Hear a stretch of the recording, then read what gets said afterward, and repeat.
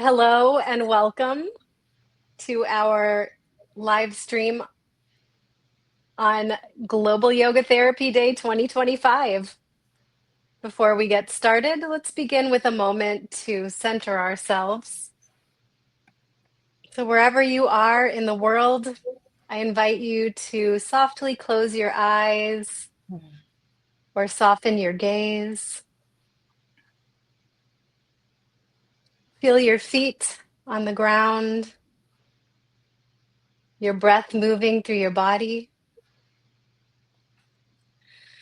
And allow yourself to settle into the moment. Tune into your connection with all that surrounds you. Each of us a thread in a much larger tapestry woven together by our shared consciousness.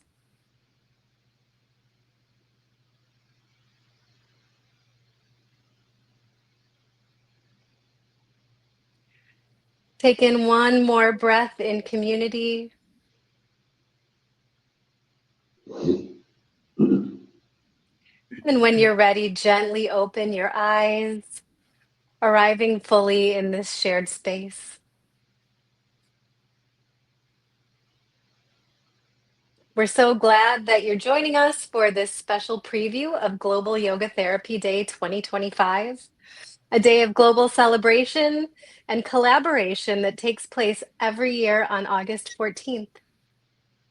Global Yoga Therapy Day was founded in 2019 as a global educational effort to elevate awareness and understanding of yoga therapy, a complementary healthcare model grounded in both ancient wisdom and emerging science.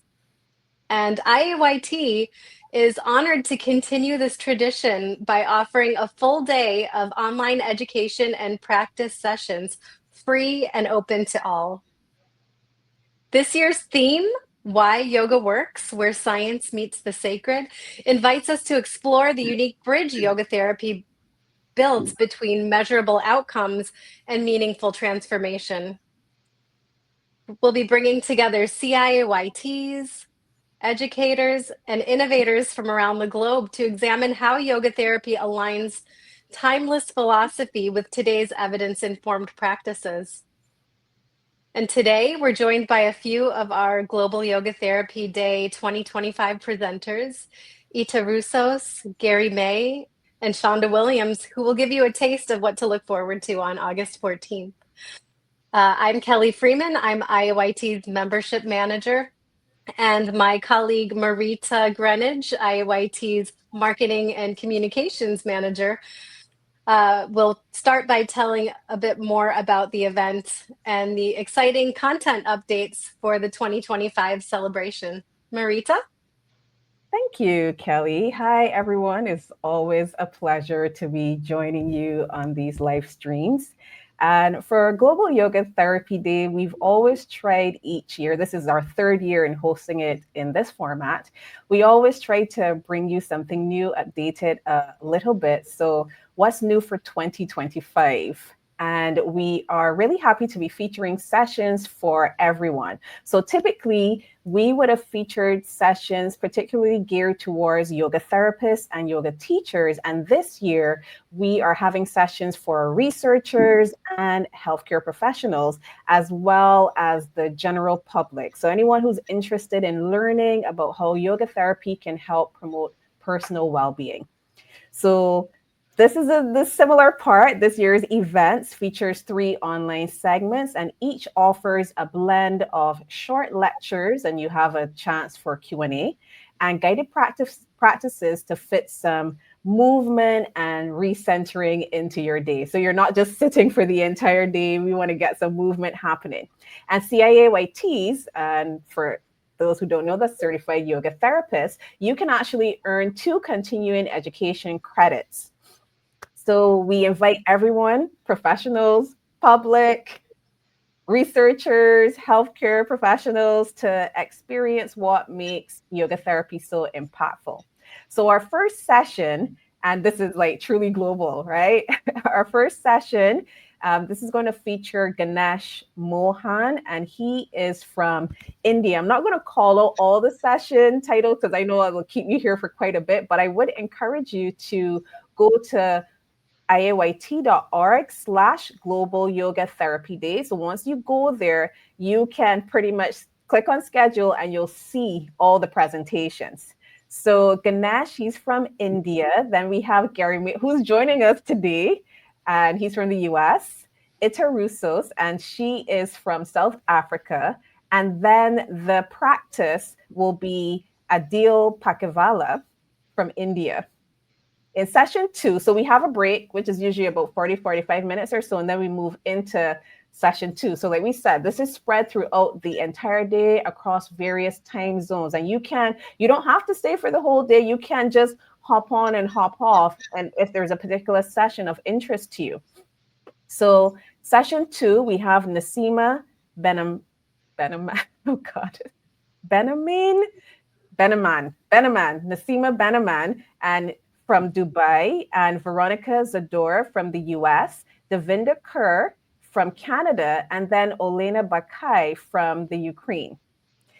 We have another break, and then we move into session 3, where we have Jaden Gornell from Canada, Melissa J from Canada as well, and Chanda, who is joining us here today. Oh, I forgot to say it's here with us today as well. And then Charles Crenshaw, who is also from the US. So it's going to be a pretty exciting day. It really is awesome. I love being a part of it every year. So we do invite you to join us, and it's free.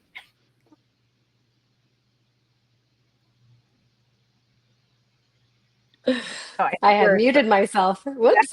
Yeah, it's free. You should go check out the website at IAYT.org under the conferences tab, Global Yoga Therapy Day, and take a look at the whole lineup of presenters. You can find their bios and a brief description of the sessions there and learn more.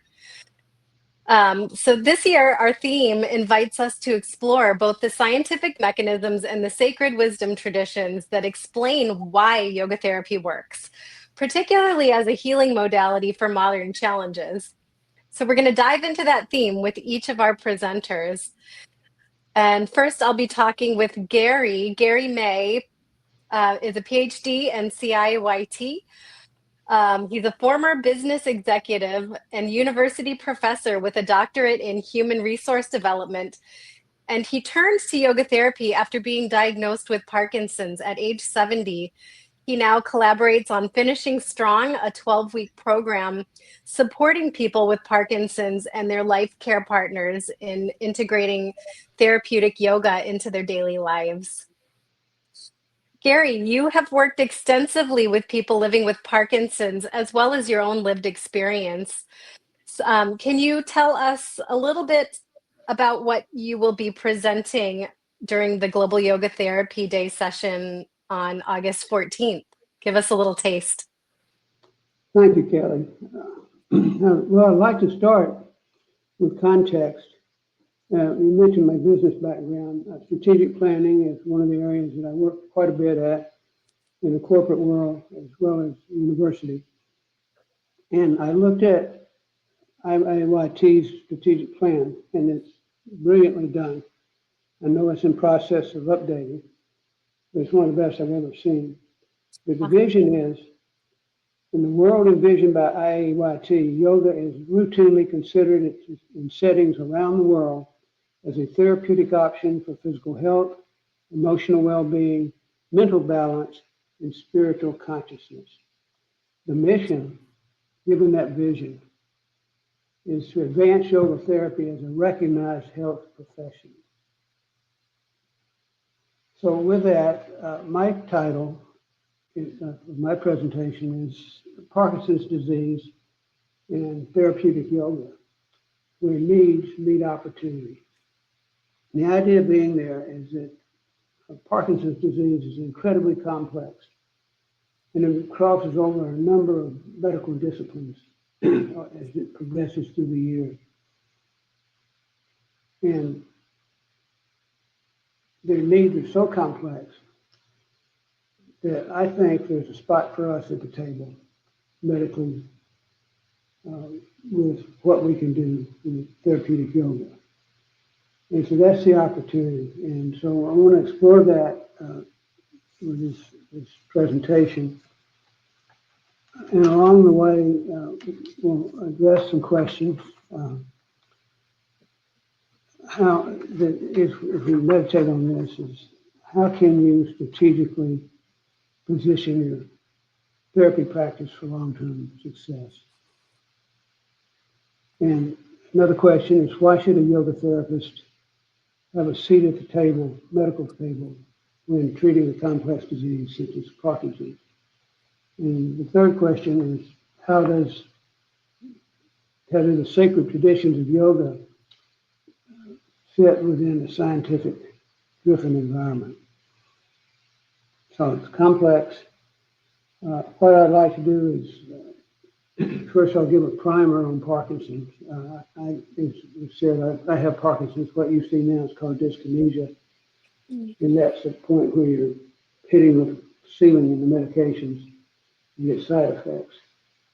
But yes, I've been diagnosed in 2017. So I've had about 8 years of progression. And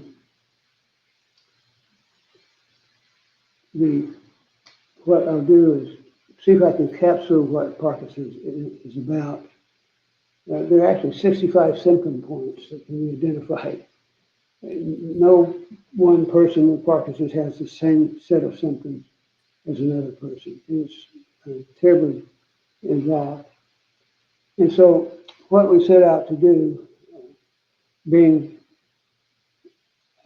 a lifelong optimist, after being bummed out to the diagnosis the first 6 months or so, I decided to look at my whole life has been involved with equipping people with the knowledge and skills and motivation they need to be successful. So that's what I set out to do here with Finishing Strong, is to develop a program that could be packaged and trained others with, so that in most major areas where there's support groups, and Parkinson has a hospital connection, that we can find a place there to be involved. And so I will share what we're going to have. Two highly credentialed people that work with me on the project. We've been working on it for 3.5 years, and we have gone through 6 cohort cycles, and we think we've about figured out what works and doesn't work. And our own way to having a program that I think will be meaningful to practitioners, yoga therapists particularly, in terms of marketing yourself. Mm-hmm. So we will review how the program works, and then we'll talk about some of the other issues, such as the issue of science versus the sacred aspects of yoga. That's what we're going to be doing. Lovely. And Gary, I agree wholeheartedly with you that, yoga therapists absolutely deserve a seat at the table. Our work can help people across all layers of being in a way that other modalities don't. And it is a matter of putting ourselves out there, marketing ourselves, and making healthcare systems see our true value. Gary, can you also share maybe a moment or a story that captures the why behind your work? Maybe from your own personal experience or from your work with people affected by Parkinson's, that shows the type of difference that yoga therapy can make, and maybe also something that attendees can expect to learn more about during your session. Okay. Well, I got a lot of personal stories. Some examples that come to mind. We're working on this project in small cohorts of 3 people with Parkinson and their care partners. And it's one of the things we've learned is the care partner is absolutely critical in the process. And we have had, and we're doing a lot of instrumentation here. And we have a stress measurement. And the care partners, the stress is off the charts.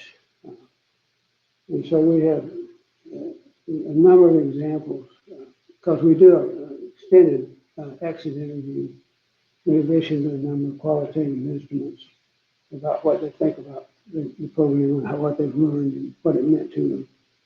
And the testimonies we have about the ability to now better deal with the stress through breathing, through the breathing techniques that we teach and meditation. And another interesting area, we started out with 4 couples in a cohort, and systematically we lose a couple out of each 4. And it surprised us some. But one of the things that happened is Parkinson people fall a lot. And we would have, we ask where Joe is and this week and why he's not there. And so we had a fall. And it wasn't just any old fall, he blacked out. It went straight down. And what you find as you interview and talk to people and talk to the doctors involved is this orthostatic hypertension is one of the most common things in Parkinson's. That's where you get dizzy when you stand up too quick, is one symptom. And so these people weren't falling, they were just simply passing out. Mm-hmm. And so the question is, well, what can we do about that? And the answer is, to a certain degree, the breathing techniques, which have enormous influence on our body, and particularly the blood pressure issue. And so for me personally,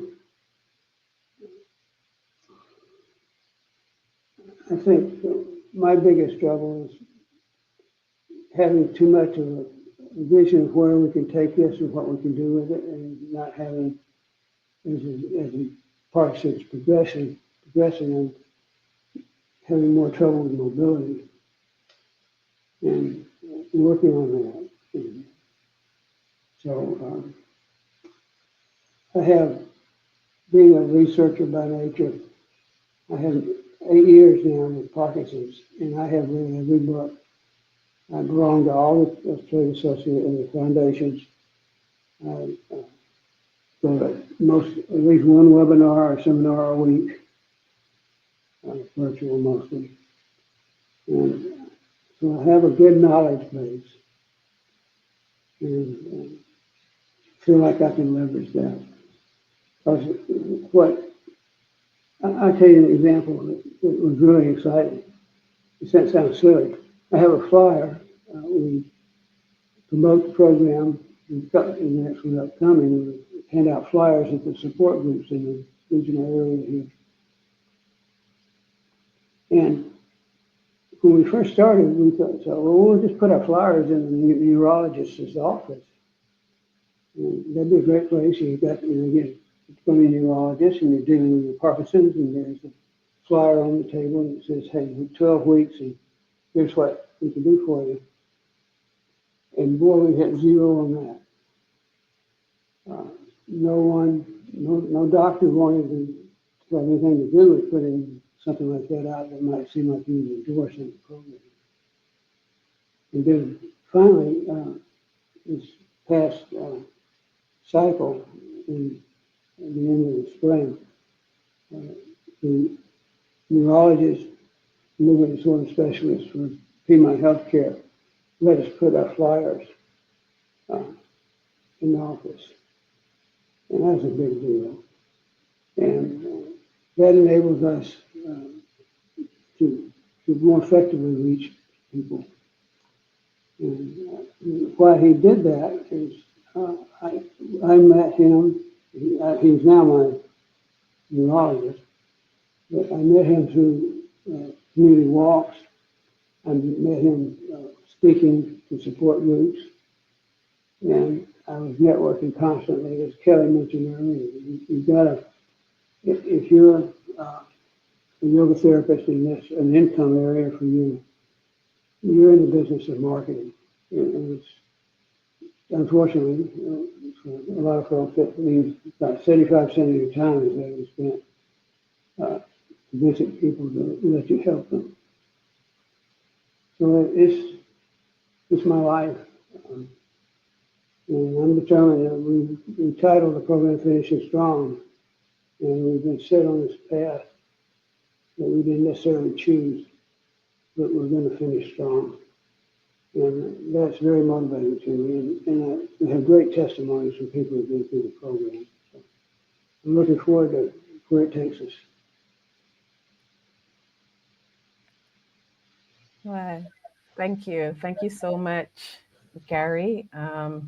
Really looking forward to your presentation on August 14th.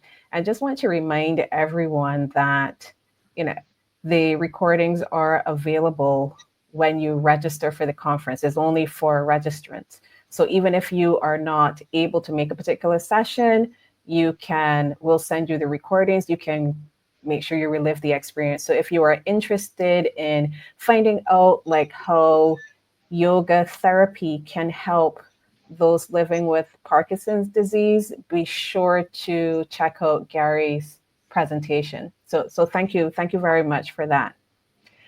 Next up, we have Itta Roussos, and she, as I mentioned before, she's from South Africa, and Itta's journey began as a young anti-apartheid activist in the early 1980s when she used yoga therapy to help traumatized fellow activists better understand and take care of their physical, mental, emotional, and spiritual health. Her presentation is called Unlock the Relaxation Response, Harnessing Our Full Potential with Yoga. And I know many of us can relate to this need for the relaxation response. Every time someone talks about this, for me, I always go back to my corporate days. I probably have said it so many times on these social media lives, but in a culture that often values productivity over rest, yoga's sacred emphasis on stillness and presence offers a necessary counterbalance. So, Itta, can you give us a brief overview of your Global Yoga Therapy Day 2025 session and explain a bit of what you will be presenting on August 14th? Thanks, Marita. Yeah, I think that my interest in the relaxation response began way back when I noticed how incredibly stressed, how symptoms got worse when people were under excessive stress. So back in the day when anti-apartheid activists were being tortured, were being hunted down so that they could be imprisoned and questioned, obviously their levels of trauma and stress were extreme. So after they had come out of prison, I would be working with people just as a fellow activist and as a person who practiced yoga since a child. I understood how it could help me feel better, about how it could help me deal with my daily life better. Having suffered from anxiety and tension myself as a child, having lived quite a traumatic childhood in many ways, I knew what it could do for others. So I started working with people and I started teaching people how to breathe, how to meditate, how to use visualization, how to understand what their thoughts were doing, just on a completely in an intuitive way. And it led to me working with, in the 90s, working with people who were diagnosed HIV positive. And again, the kind of stress that people lived under when they discovered that they were HIV positive here in South Africa was extreme. Again, it was about trauma, that people were being hunted down when they disclosed their status, and in many cases tortured or chased out of their places where they lived. So extreme trauma again. So working not only with the consequences of being diagnosed HIV positive, but with the shame and the terror and the fear for their lives. Again, I could see, working with the yoga practices that I had been using myself for so long, what an effect this had on people. So that led me to my interest in what is it? What is it about these practices? What are they doing? And starting to research and looking for scientific evidence on this response from the yoga tools and practices. And that led me to this mind-body approach in Western science. And that's where the term relaxation response was coined. A scientist called Herbert Benson came up with this term initially. And science has really validated that the relaxation response is capable of healing, if not completely curing, certainly treating and alleviating symptoms and possibly even preventing diseases like hypertension, diseases like cardiovascular heart disease, certain phobias, anxiety, depression, chronic pain, migraines, headaches. Amazing results coming from science. Now, this is obviously something that yoga has known for centuries, right? Thousands of years, that the reason why we do the practices is to induce a state in the body and the mind where we're able to access more than just physical or mental or emotional health. So my presentation looks at that. My presentation looks at what does it take for us to go beyond just simple physical health, although that's really important for so many people, that how do we bring ourselves to a place where our bodies can live healthily, can live with a state of ease and comfort and calm and stillness? And what happens when we are able to, as a species, not just as individuals, but as a species, be able to bring ourselves out of this constant pandemic that we live in at the moment, this constant pandemic of stress and tension, which has been identified, again, scientifically, as the source of so many illnesses, lifestyle illnesses, which are seen to be non-communicable.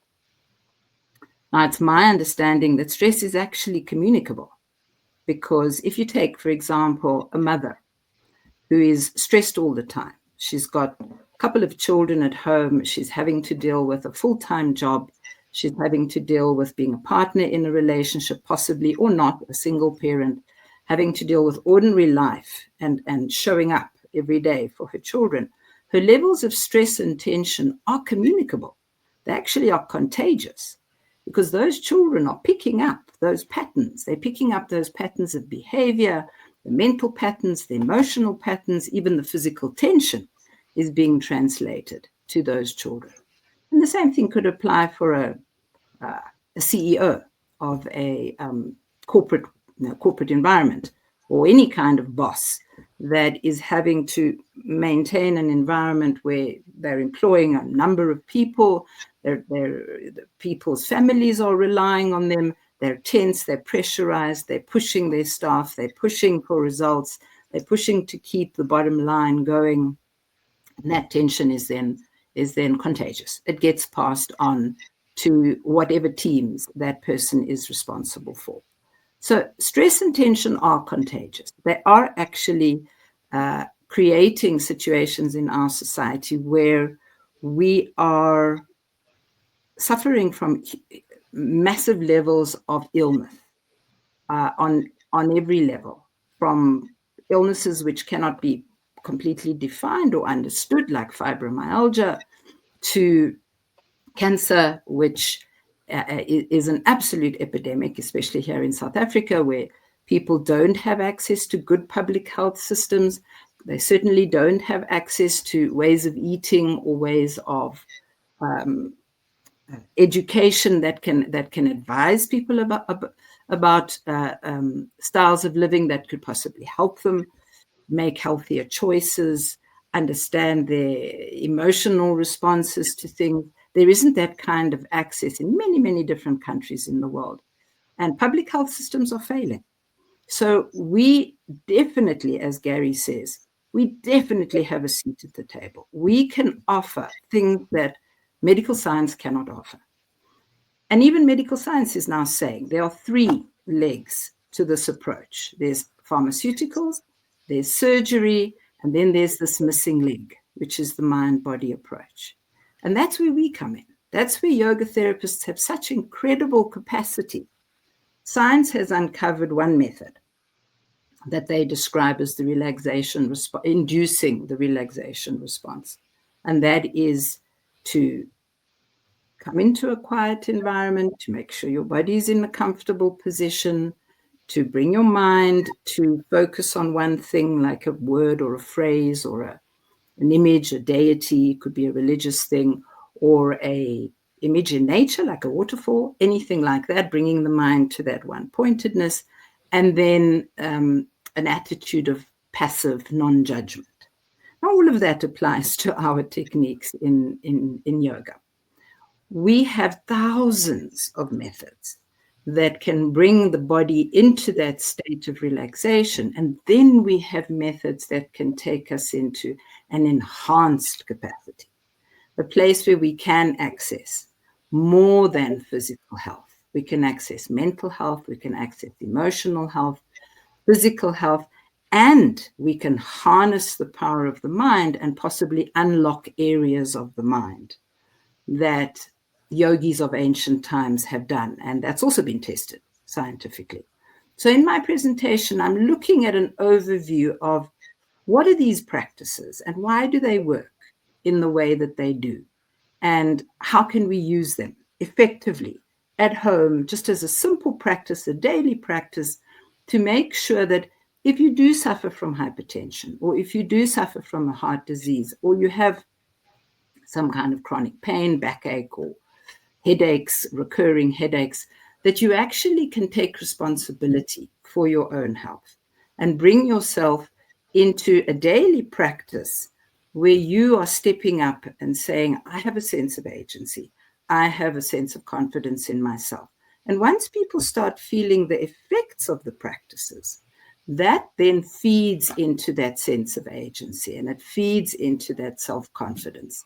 And it creates a change in quality of life. And we know from science that once that starts happening, once people start feeling better about themselves and they have a sense of agency, the outcomes on their physical health, whatever the disease might be that they are trying to cope with, even if it is simple stress-related illnesses, which haven't fully developed into physical illness yet, those outcomes are way better.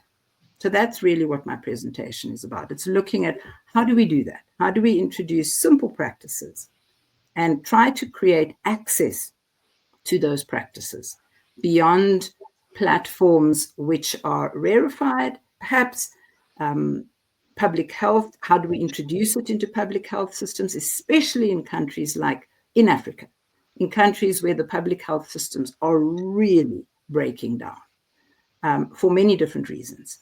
But being able to bring in these simple practices into environments like that will be life-saving and certainly will be helping future generations to approach decisions, what to do with their lives, how to get out of the kind of rat race that we've given permission to, in many ways, implicitly given permission to, how to get out of that by creating the spaciousness in the mind through the relaxation response.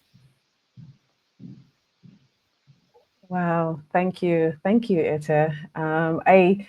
I do agree with you where you mentioned, because you don't hear people saying this very often about that this stress response is communicable. I think that's very interesting, and I think that when you mentioned that, it took me back to some corporate spaces where you like walk into a meeting. You wouldn't have been part of this meeting, but you walk into the meeting and you hear people say things that you can cut the tension in here with a knife. right? But you can feel that. And I know that many people must have experienced it. It doesn't even have to be a meeting. You can go into spaces and you can feel that, and you feel that pressing up against you. And to me, like, that's what you're talking about, that is transferred there, because you start to feel that and it has an effect on you. And when you work in those spaces, it continues to have an effect on you.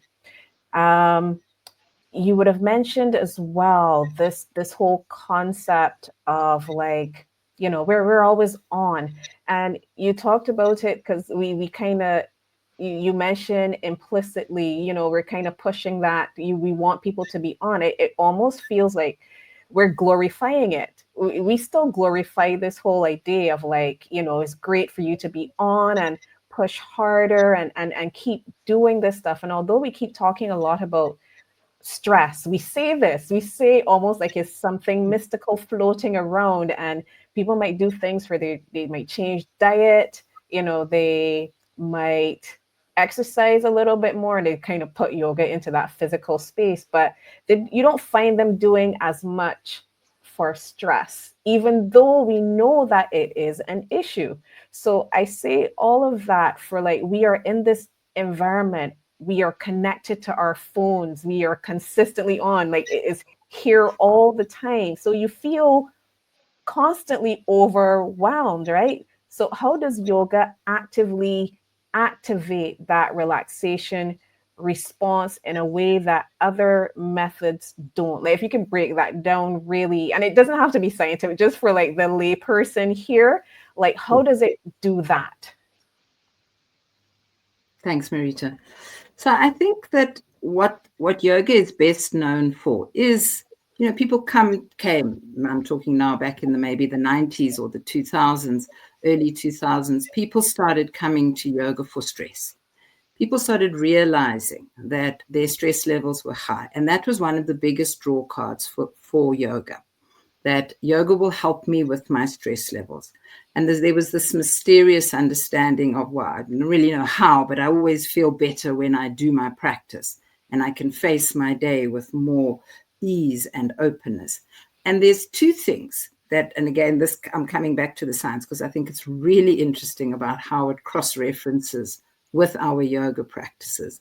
There are two things that have been identified by science. And one is the visualization techniques that open up an aspect of the person to believing in a different outcome. So there's this expectation belief understanding that when people expect something to happen and they believe in it, medicine calls it the placebo effect, but it has quite a negative connotation. But if you think about that, if you think of the power of that if you really believe in something, that you will begin to produce those kinds of results. So not seeing is believing, but believing is seeing.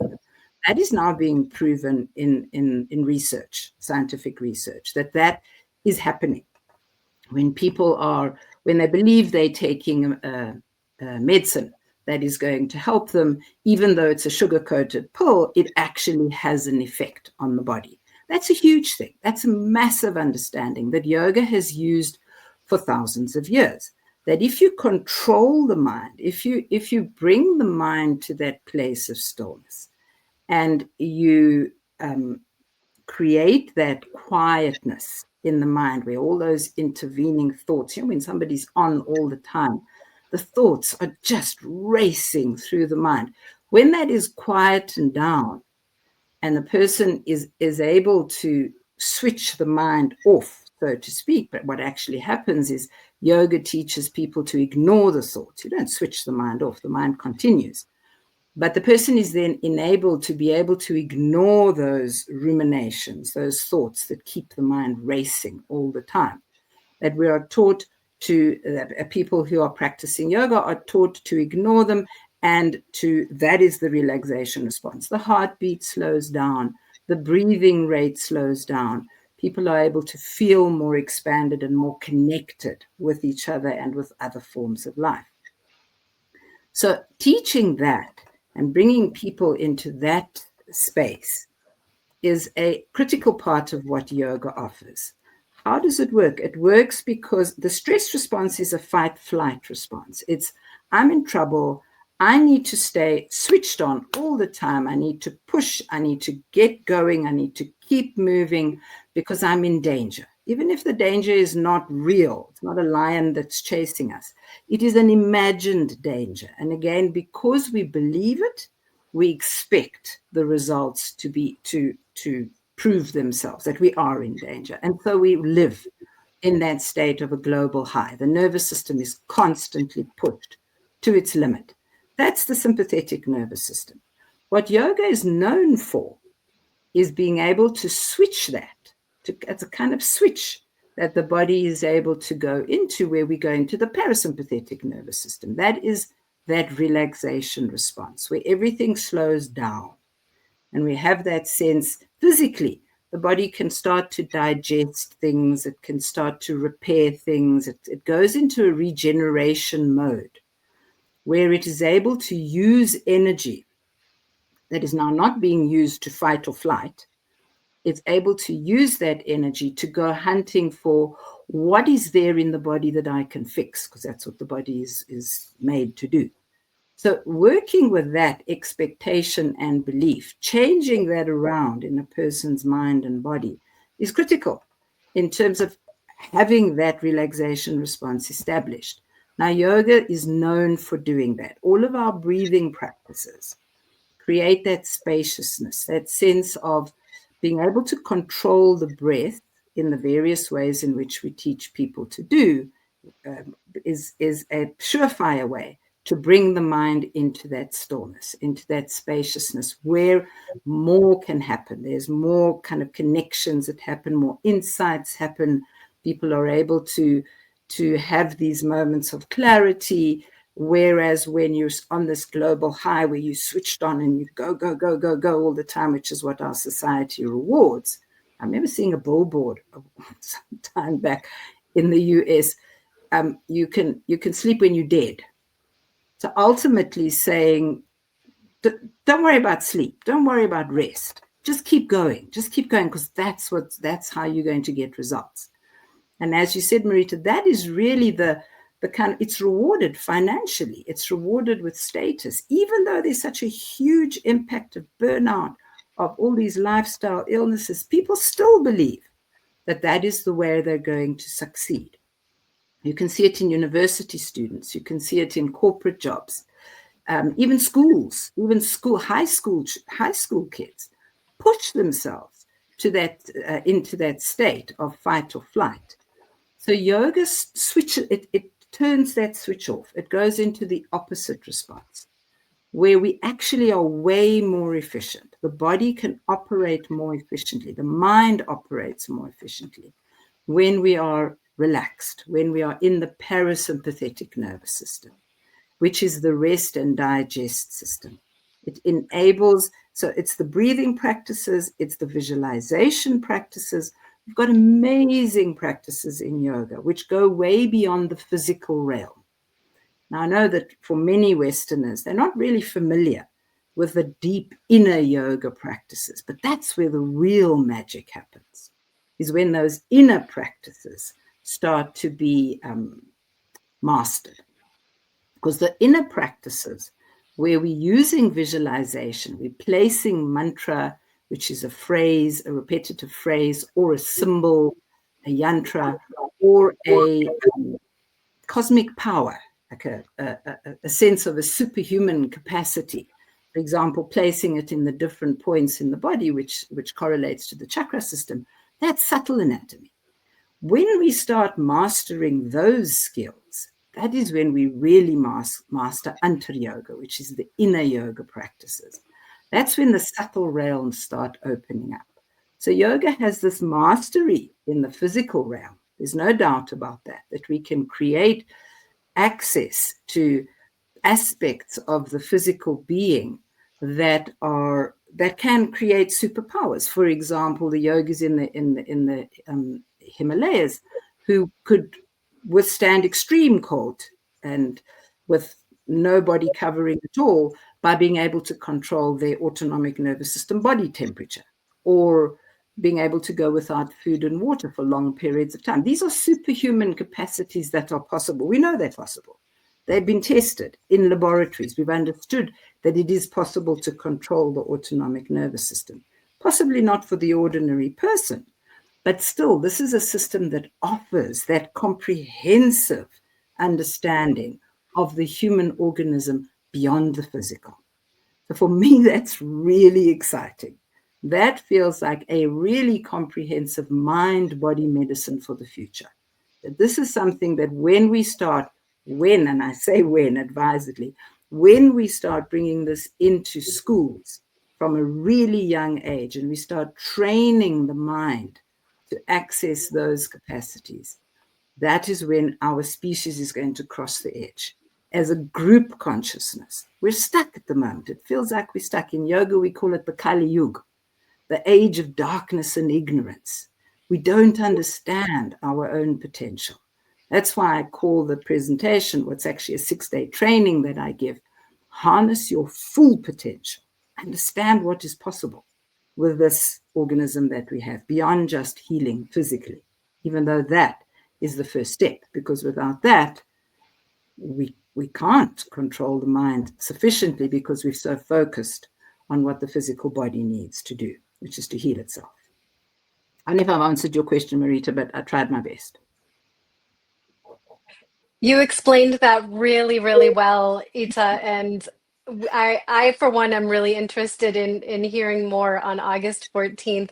And I also appreciated hearing you talk about your background and what brought you to this work. So thank you. Thank you. Our next presenter that we will be hearing from is Chanda Williams. She will be presenting on healing in a time of upheaval, the science and sacred practice of trauma-informed yoga therapy. Chanda, your work bridges trauma-informed care with both neuroscience and yoga philosophy. Can you share a bit about what you'll be presenting on August 14th? Yeah, I can. Thank you so much. And I want to just also take a moment to appreciate the fellow presenters with Carrie and Itta. Just so inspiring. And I know that the day is going to be full of other tremendous speakers sharing their gifts and their experiences and knowledge and wisdom. And I know I'm certainly looking forward to the day. So my presentation is titled Healing in a Time of Upheaval. The science and sacred practice of trauma-informed yoga therapy. And I just want to highlight something that Itta was also discussing as well, which is that we are living in some incredibly heavy times, both personally, politically, globally, and sometimes it can feel like the world is unraveling, again, personally or collectively. But I do believe that healing is possible. I believe that healing is actually happening. And it is a necessary process if we are to truly have the revolution that we seek. And so in the session that I will be facilitating, I'll be sharing some very simple science-backed practices, some gentle movement, some breath work, and sacred stillness, right? It was referring to the importance and the power of rest. And I know for myself how much I now appreciate stillness, deep rest, constructive rest. Certainly when I came into my yoga practice, 25 years ago, I was there because it was a physical practice. And I felt like it helped me quiet my very anxious monkey mind. But it also tapped into something deeper, which was my own unacknowledged, unhealed childhood trauma. And I know for so many people that I've worked with over these last 20 years, just seeing how, not only are we regulating the nervous system, but it's an opportunity for people to process grief, build resilience, and to give themselves permission and space where they probably haven't had permission and space in their lives before. So it's really an opportunity for people to practice a sacred pause, to reconnect with your body, to remember that you're not alone, that we are part of a global community, and how much this work supports that, But again, we don't heal in isolation. We heal in community. We need to heal as a community. And that community is inclusive, is respectful, is grounded in care and compassion. And I really want to just really amplify those aspects of the practice. Chanda, thank you. And my apologies, I didn't introduce you to our audience. Chanda Williams is a postdoctoral research fellow specializing in integrative health and health disparities. She has a doctorate in somatic depth psychology. She's also spent over a decade teaching trauma-informed mindfulness-based yoga in California jails and prisons, including San Quentin. I just felt everybody needs to know who you are and, really be excited for the session that you're going to be delivering on Global Yoga Therapy Day. Can you also share some powerful insights or shifts you've seen when people impacted by trauma begin to trust in their bodies again through yoga therapy? And what are you hoping that people who come to your session will take away? Yeah, definitely, Kelly. I think there are so many stories and so many people that I've had the pleasure of meeting and working with and walking alongside of. And those stories continue to inspire me even today. One story in particular, and like I said, there's like dozens, if not hundreds. One that really sticks out and I think was probably like the beginnings of me seeing how profoundly impactful these practices are was when I first began teaching in the county jail here in San Francisco. And so this was a very long time ago. I was a pretty new yoga teacher, had only been practicing myself maybe 10 years at that point. And this particular program was designed to support men who had committed an act of violence against an intimate partner. And I just want to just offer like a trigger warning. I'm going to be disclosing and sharing some pretty difficult things. So I just want to give you a heads up about that. So if you need to maybe step away, feel free. But the program, had education, social emotional education for these individuals to really help them encounter and think about the ways that they have been taught about how to be a man, what is being a man, how to be masculine in the world, and how that understanding actually led them to this place of now being in jail and possibly going to prison. One individual who came to the class, and I only saw him a handful of times, so it wasn't even like a very long relationship. It was actually just these few encounters with him, practicing yoga, hatha yoga practice for 60 minutes, 30 minutes of a seated guided meditation. And along with that yoga practice, having ample time for deep relaxation. I want to really emphasize that. And we'd have 30-minute discussion. So this is like a 2-hour encounter once a week with myself and other teachers. And I will never forget, we would go around and have time for folks to kind of discuss and reflect on what the experience was like for them. And there's one individual who said, he'd never practiced yoga before. This is the first time he'd ever done anything like this. And he says, when we were lying down in Savasana, I remembered a moment that I haven't thought about since it happened. And he recalled that as a young boy, maybe 8 or 9 years old, being at home, his father running into the house, his father had been shot. His father collapses on the sofa and he died in front of him. And he said that image came to him in his mind. And he said he actually was crying in Savasana. Now, this is also really important to note because in jails, in prisons, like men don't typically cry. You don't want to be perceived as being weak, and sometimes being emotive, having feelings, crying can be perceived as being weak. But he shared, I was brought to tears in that moment, and I remembered myself as that little boy and losing my father, watching him die right in front of me.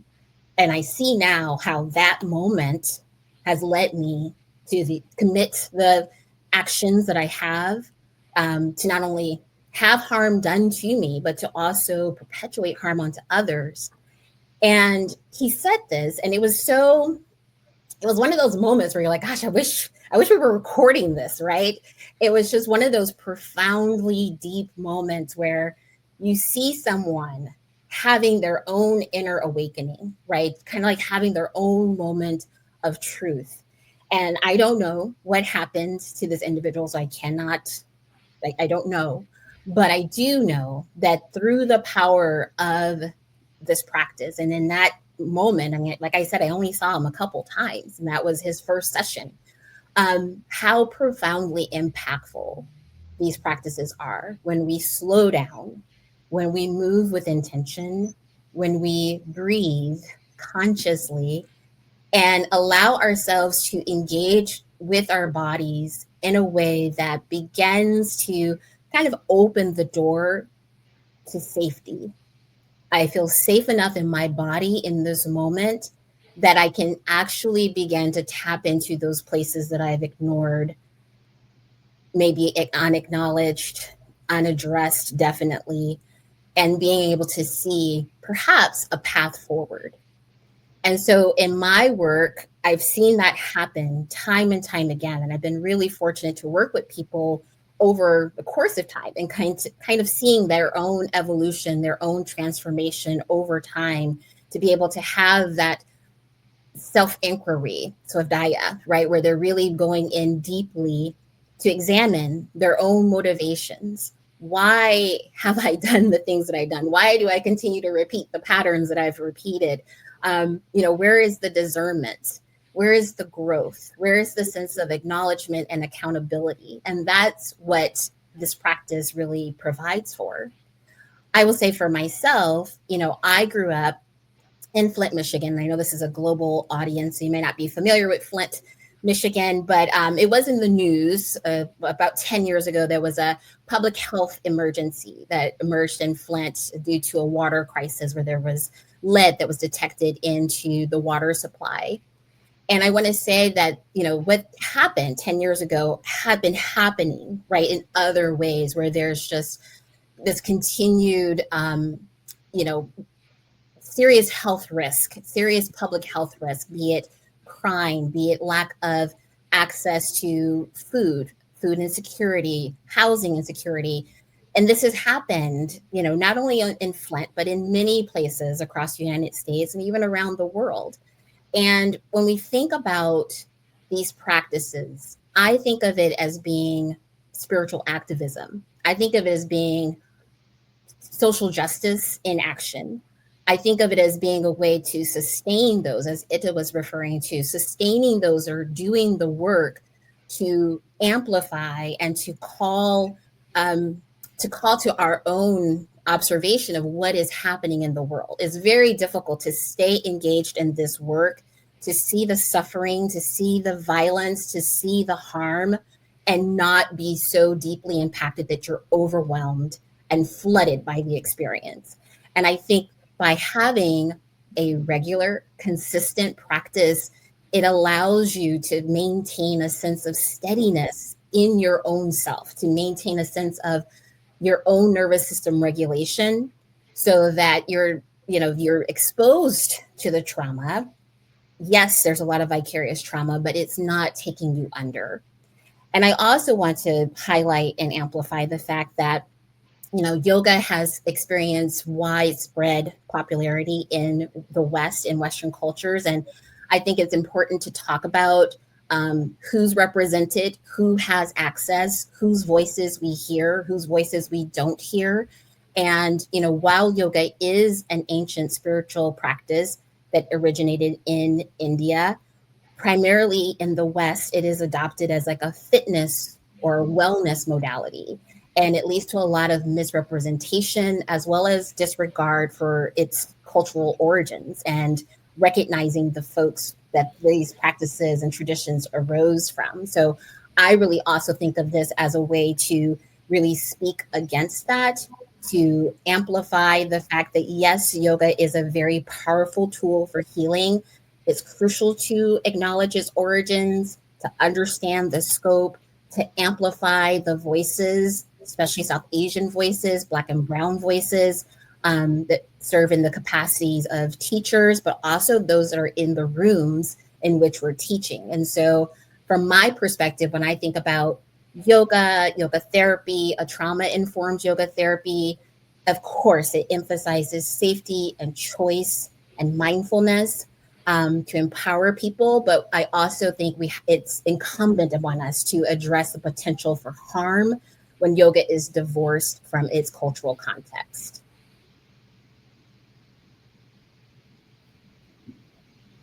Wow. I mean, I'm getting like just shivers. I felt everything that you said just now, and then just from everyone, you guys are so amazing. I mean, I know we go through this process and we choose people to bring this work to the world, but I mean, every time I sit with our presenters, I'm just like amazed at the stuff that you are doing. I mean, thank you for all that you are doing in the world. There's something that stuck with me from what you said, Chanda, and it was like, how do you keep the I'm ad-libbing, but how do you keep the trauma from not taking you under? Because the world is filled with trauma. Life is not easy, and these practices just give us a way to approach this. Like, how do I don't want to just say stay afloat, I want to say thrive. Like, how these practices can help you thrive in a very difficult world. The world just seems to be getting more and more difficult. So thank you. Thank you so much. Thanks to everyone for joining us today.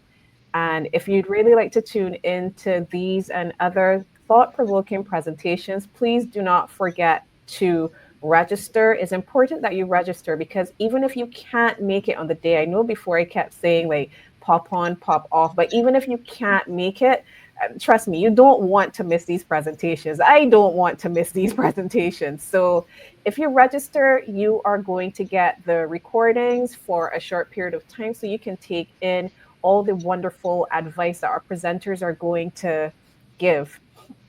C-IAYTs, our certified yoga therapists, just want to remind you that you can earn CE credits, 2 CE credits. And if you're passionate about yoga therapy, help us spread the word. If you've been on here, you can hear like this is something that needs to be taken far and wide throughout the world. So like help us spread the word. And here are a few ideas. You can host a watch party. So on Global Yoga Therapy Day, you can gather up a couple of your friends or a group community and sit together and watch these presentations. You can offer a donation-based class and contribute the proceeds to a cause that is aligned with our theme or just a cause you are passionate about. You can promote your favorite session on Instagram, Facebook, LinkedIn, whatever social media channel that is your favorite social media channel. Don't forget to tag us. That will be hashtag GYTD 2025. Or simply tell a friend why you believe that yoga therapy works. And if you weren't completely sure, watch the recording of this. You'll find out we gave some really good ideas, to help you to explain how yoga therapy works. So thank you again for joining us.